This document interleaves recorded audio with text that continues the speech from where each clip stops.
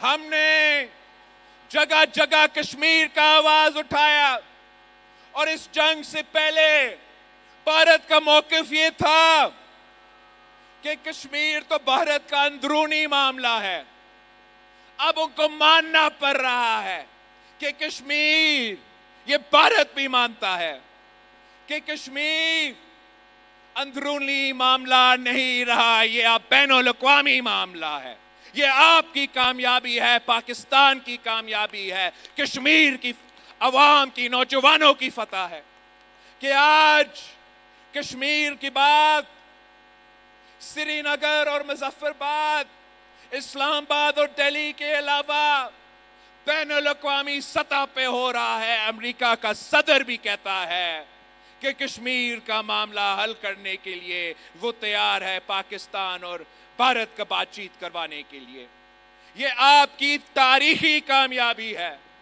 یہ عمران خان کے دور میں بھارت نے 2019 میں کشمیر پہ ایک حملہ کیا، اور اس وقت کا وزیر اعظم نے پاکستان کے اسمبلی میں کھڑے ہو کر کہا کہ میں کیا کروں،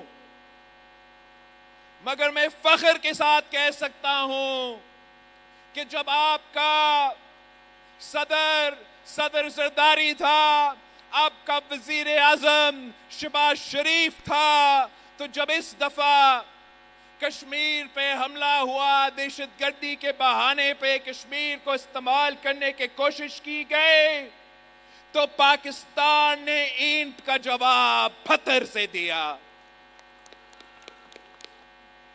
بھارت نے اپنے جہاز اڑائے تھے اور پاکستان کے کشمیر کے بے گناہ شہریوں کو نشانہ بنا کے شہید کیے تھے، تو پاکستان کا فوج نے بھارت کے 6 جہاز گرائے تھے۔ پہلے وہ نہیں مانتے تھے، وہ کہتے تھے کہ کوئی جہاز ہی نہیں گرا۔